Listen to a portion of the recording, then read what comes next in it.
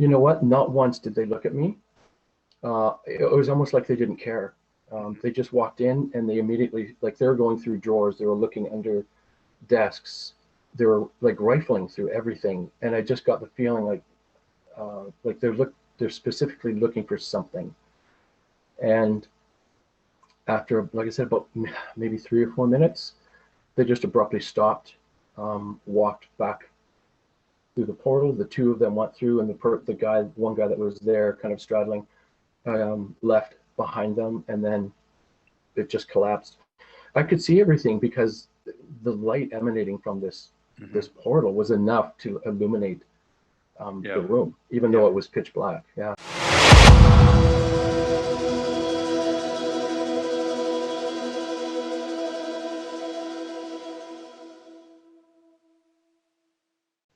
Well, the Men in Black are one topic that creates enormous interest in the UFO believing community. We've provided many accounts here at Aliens Revealed Live, and today we have another one. David Montgomery has run into these mysterious figures a couple of times, and he's going to share those experiences with us today. David Montgomery joining us. Hi, David. Hello, Dean. Thanks for having me. My pleasure.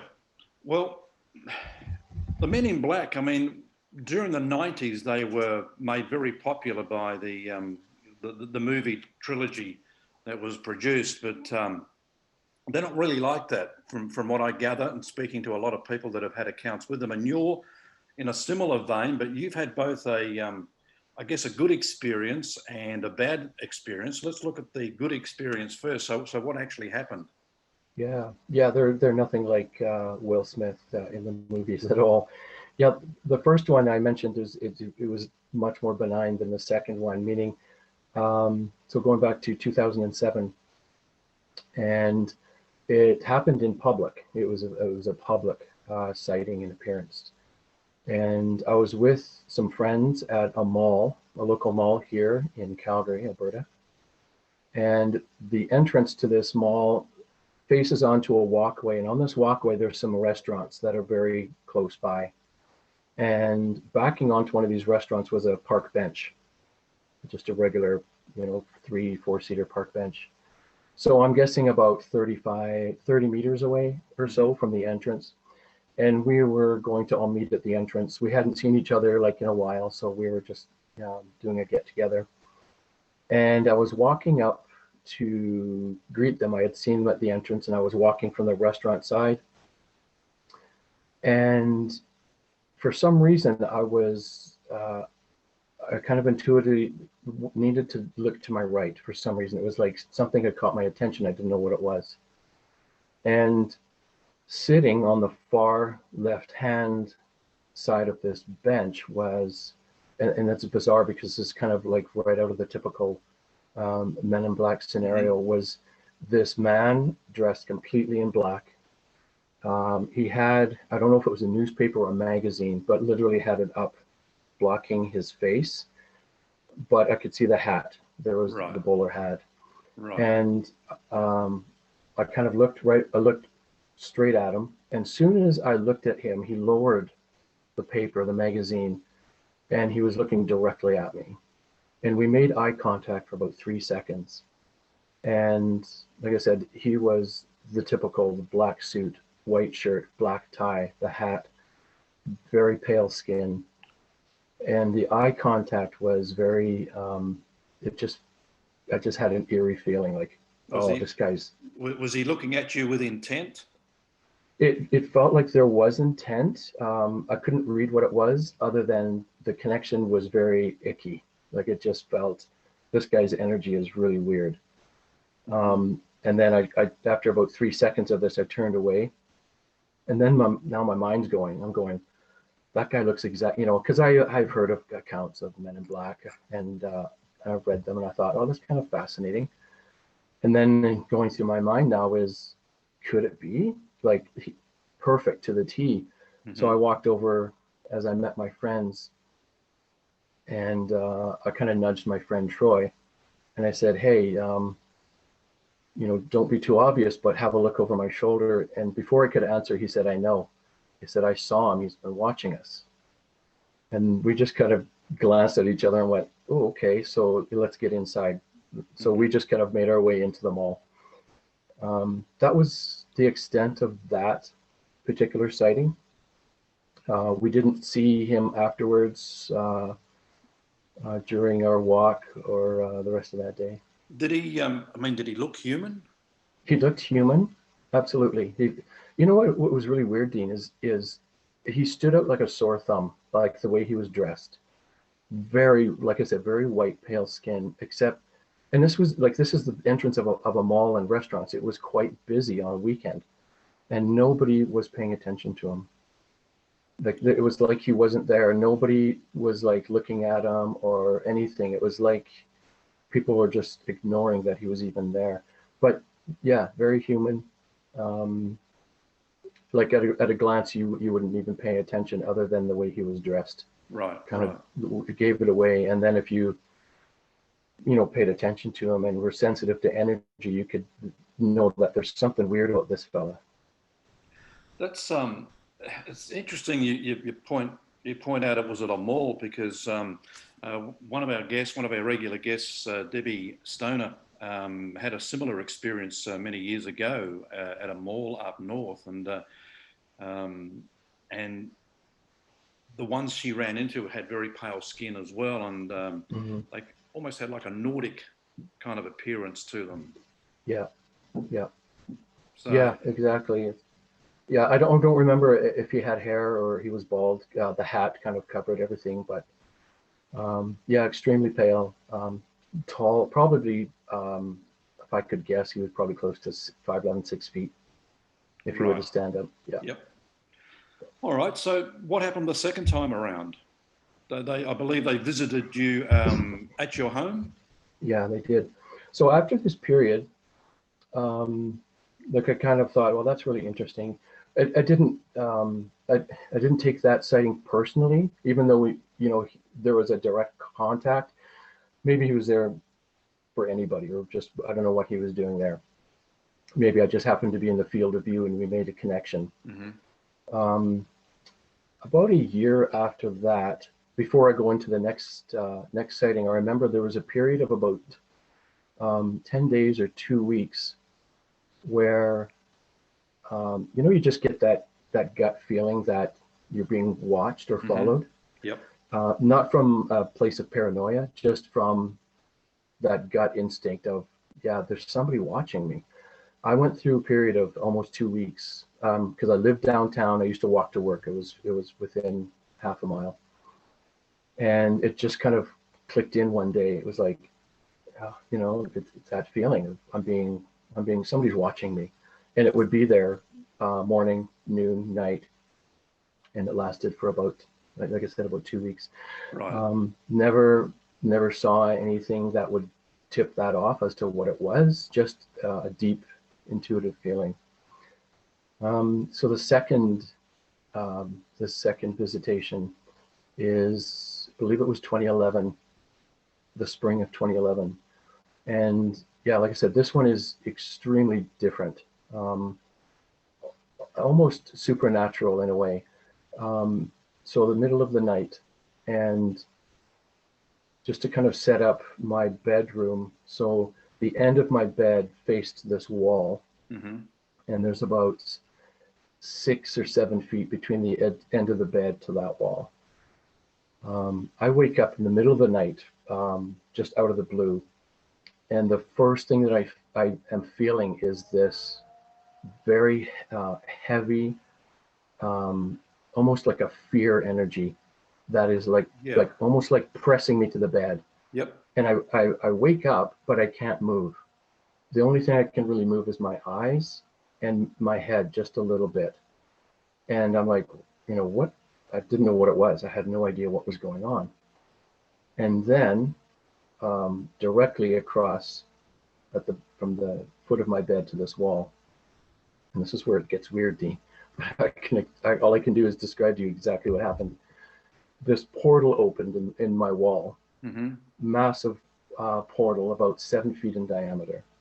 It was like very bright white, and through this, because my head is down but I can look, I can peer down and see what's happening.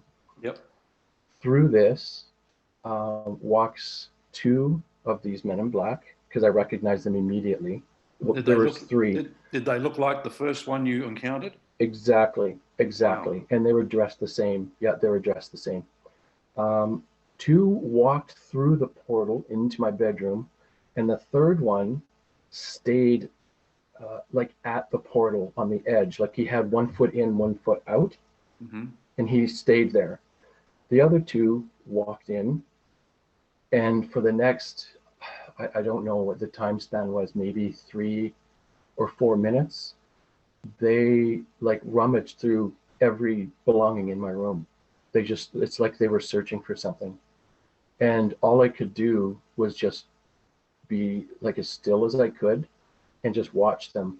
And like through all of this, there was this incredible fear energy, like this, like Right. almost like a it's, and I've Yeah. come to understand that they're able to project this fear energy. They project it onto people, into areas, and I think it's a means of subduing um, us, or subduing the Hmm. person that they're visiting, and it works to a certain extent because I couldn't move. All I could do was just be still and observe what was happening. Were they aware that you were awake? You know what? Not once did they look at me. It was almost like they didn't care. They just walked in and they immediately, like they were going through drawers, they were looking under desks, they were like rifling through everything, and I just got the feeling like they're specifically looking for something. And after, like I said, about maybe 3 or 4 minutes, they just abruptly stopped, walked back through the portal. The two of them went through, and one guy that was there, kind of straddling, left behind them, and then it just collapsed. I could see everything because the light emanating from this Hmm. portal was enough to illuminate the Yeah. room, even Yeah. though it was pitch black. Yeah, Yeah. and as Was soon there any, as was there anyone else in the house?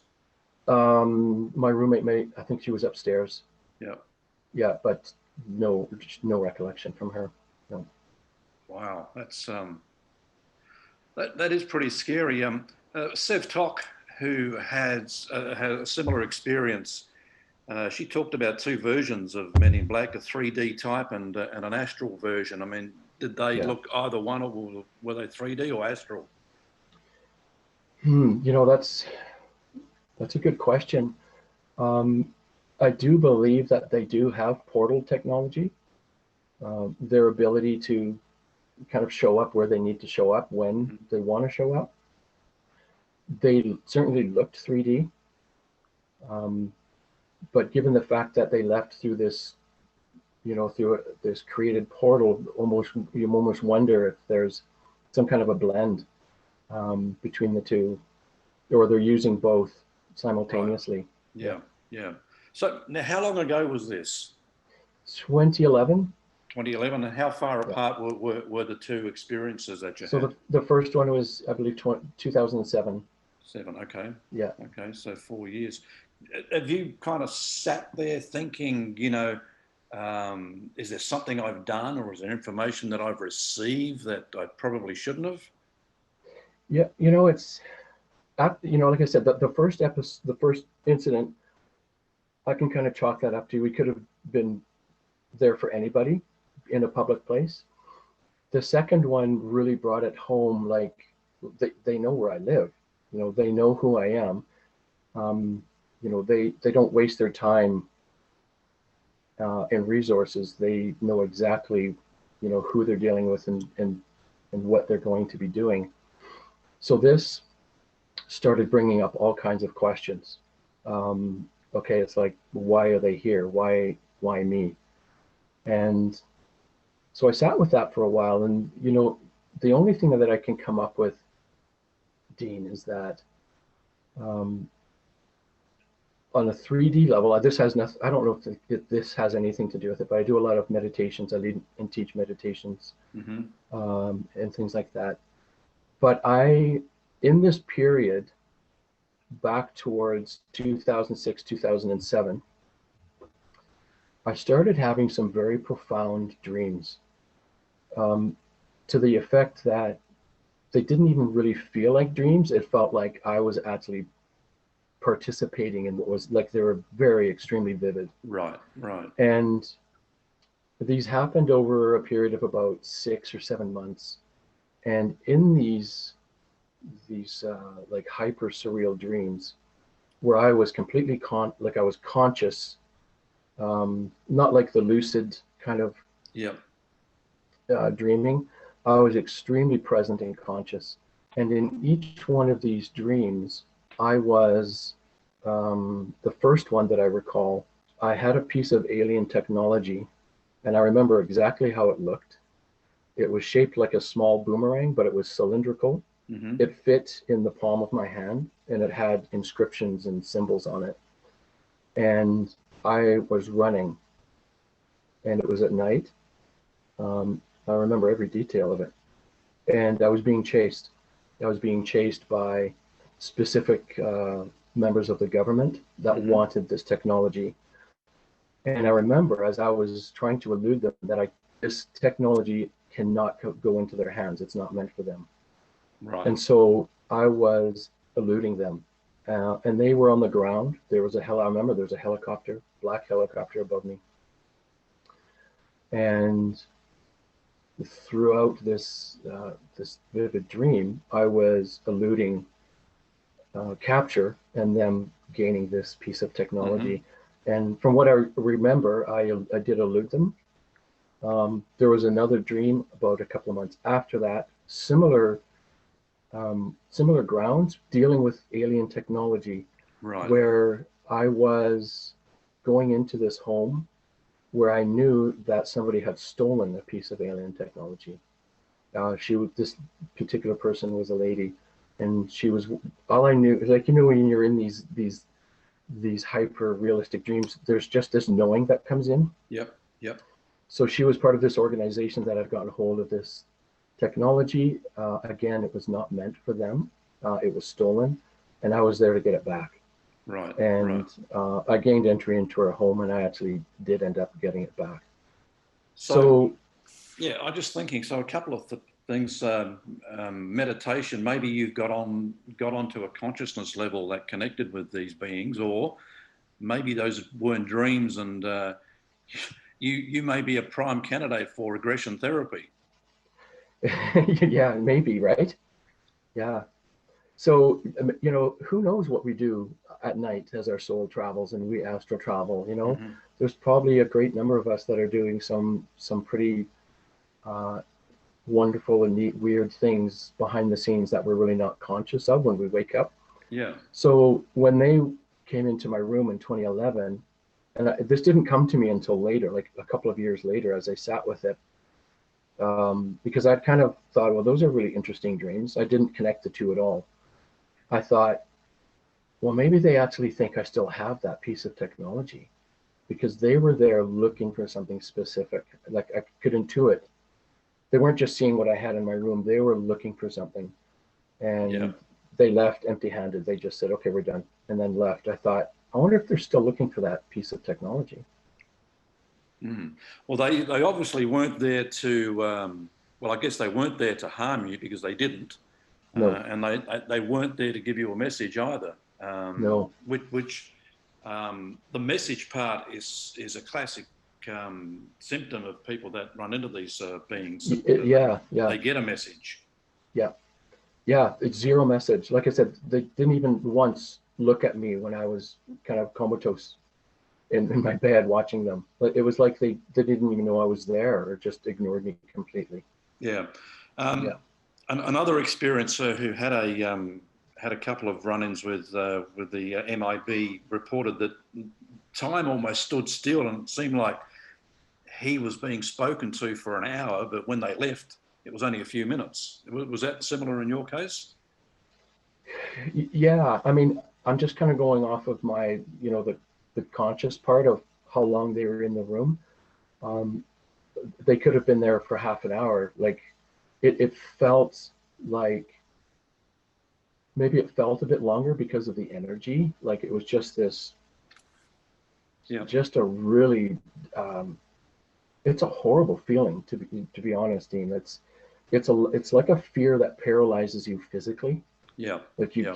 you can't move. And I remember going through all of these scenarios, like, do I try to get up and do something? Like what do I do?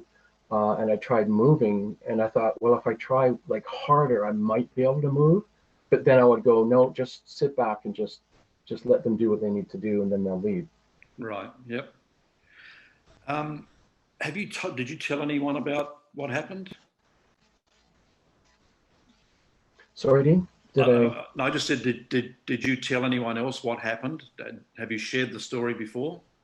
Oh, to very few people, not to a heck of a lot of people. But yeah, well, my two friends that were with me at the mall the first time, they both know, they both saw him. Hmm. Um, so we've talked about that a little bit. But the second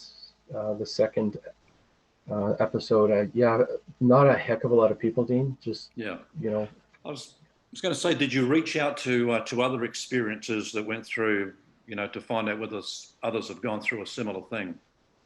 I haven't. No, no, I haven't. Although I have read accounts of you know people experiencing similar encounters where there is a portal that these men in black, walk through, Right. which was really interesting. It kind of confirmed, okay, this perhaps is a normal mode of entry and exit for these beings. Yeah. Yeah. Yeah, Well, hopefully by watching today's program, hopefully there are people out there that can report a similar experience, and maybe they can connect with you and kind of put your mind at rest. yeah, yeah, absolutely. I mean, I don't feel I'm carrying any kind of trauma from it, even though the experience was, there Yeah. was, So in the moment. So, but I've just kind of accepted no, no, no, what it is. no strangeness since the last episode. No heightened senses or intuitiveness. Nothing that's changed from like what I already had or have. Hmm. Although oftentimes at night I will hear voices. It's sometimes like somebody will be in the house talking and it's a male voice or two Right. male voices going back. I can never discern what is being said. Yeah. That happens once in a while. Very strange kind of feeling, like all the doors are locked. There's nobody should be in here, but there's Yeah. definitely I hear people speaking. Yeah. Yeah, Yeah. yeah, Well, David, thanks very much for sharing those stories with us. And as I said, yeah. You're welcome. if there's anyone out there that has had a similar experience, please get in touch. Please drop us a line and let us know. We'd certainly like to kind of get to the bottom of this. But David, once again, thank you, and as always, keep in touch if anything strange happens Yeah, again. absolute. I will. And again, thank you so much for this, Dean. Thank you. My pleasure. That's David Montgomery joining us today.